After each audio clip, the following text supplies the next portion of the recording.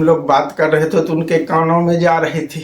बोले अरे तुम अपना भाषण उधर जाके दो। मैंने कहा कि प्रभु अब चाय पी लेंगे तो फिर उधर चले जाएंगे आप लोग। नहीं, हम लोगों को बात करने में डिस्टर्ब होती है तो तुम अपना भाषण मत दो। बिंदु तिंदु का तुमको क्या पता? मुझे कुछ नहीं पता। क्या आपको पता है बिंदु क्या होता है?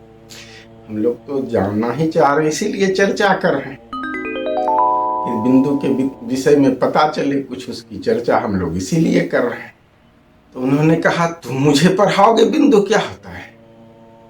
मैथमेटिक्स के हेड ऑफ द डिपार्टमेंट को पढ़ाओगे तुम? एचओडी को पढ़ाओगे तुम? व्हाट इज बिंदु?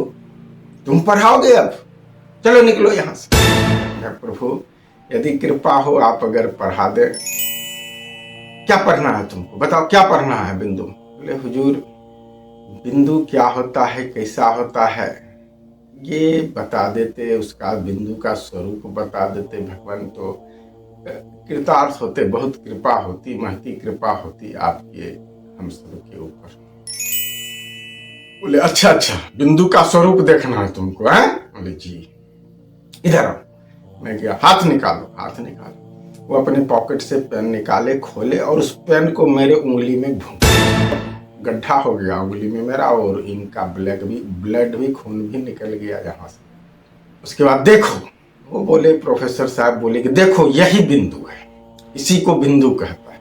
उन्होंने कहा देखा स्वरूप तूने बिंदु का? बोले जी प्रभु देख लिया मैंने बिंदु का स्वरूप। मैंने कहा प्रभु अगर आपकी एक और कृपा होती, अब तुम भाषण मत दो, चलो निकलो यहाँ से। प्रभु एक बार और कृपा कर देंगे तो हम लोग चले जाएंगे। प्रभु यदि बता देते बिंदु का परिभाषा। अच्छा इस गधे को अब बिंदु का परिभाषा भी सुनना है?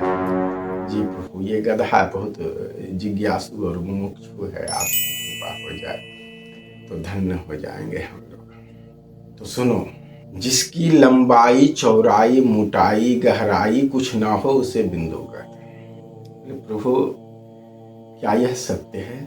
हाँ ये सत्य है, जान लो यही परिभाषा है बिंदु का। लगता है तुम कुछ भी नहीं पढ़े हो दूसरी चौथी क्लास में। जी प्रभु मैंने तो पढ़ा नहीं, हमारी जाति ही अनपढ़ों की है।